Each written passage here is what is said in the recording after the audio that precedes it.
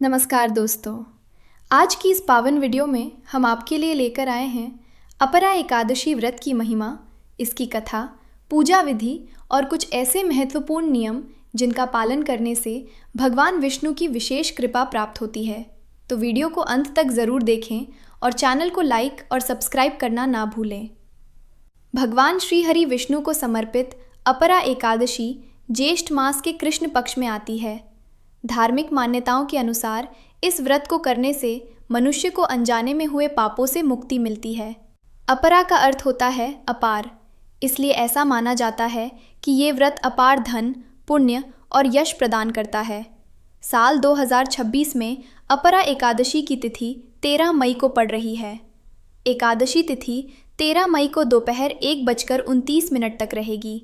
वहीं व्रत का पारण 14 मई को सुबह 5:32 से 8:14 के बीच किया जाएगा।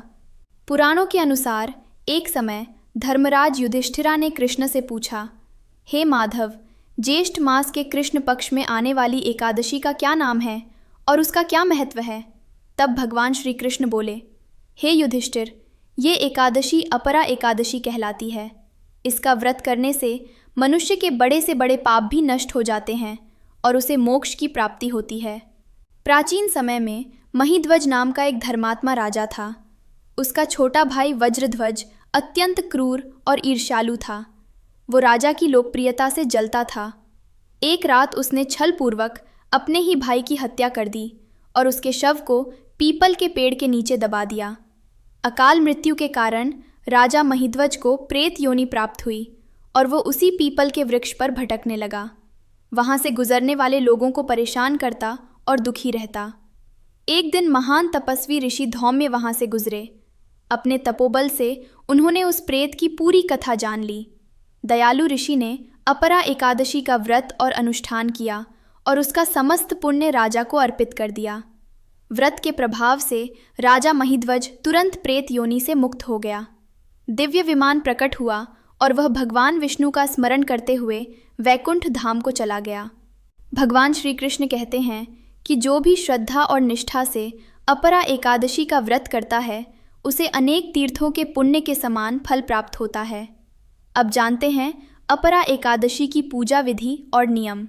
सुबह जल्दी उठकर स्नान करें और साफ पीले वस्त्र धारण करें। भगवान विष्णु की मूर्ति या तस्वीर के सामने व्रत का संकल्प लें। भगवान को पीले फूल, फल और मिठाई अर्पित करें। भोग में तुलसी दल अवश्य रखें, क्योंकि तुलसी के बिना भगवान विष्णु भोग स्वीकार नहीं करते। एकादशी के दिन चावल खाना पूरी तरह वर्जित माना गया है। साथ ही प्याज, लहसुन और तामसिक भोजन से दूर रहना चाहिए। आप अपनी श्रद्धा के अनुसार निर्जला व्रत या फलाहारी व्रत रख सकते हैं। शाम के समय तुलसी के पौधे के पास घी का दीपक जलाएं और विष्णु सहस्त्र नाम का पाठ करें। इस दिन बाल और नाखून नहीं काटने चाहिए। किसी की बुराई, क्रोध और झूठ बोलने से बचें। शांत मन से ओम नमो भगवते वासुदेवाय मंत्र का जाप करें। दोस्तों, अपरा एकादशी केवल एक व्रत नहीं, बल्कि आत्मा की शुद्धि और भगवान विष्णु की कृपा प्राप्त करने का पवित्र अवसर है।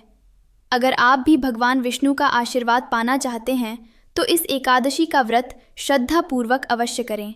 जय श्री हरि विष्णु, जय श्री लक्ष्मी नारायण।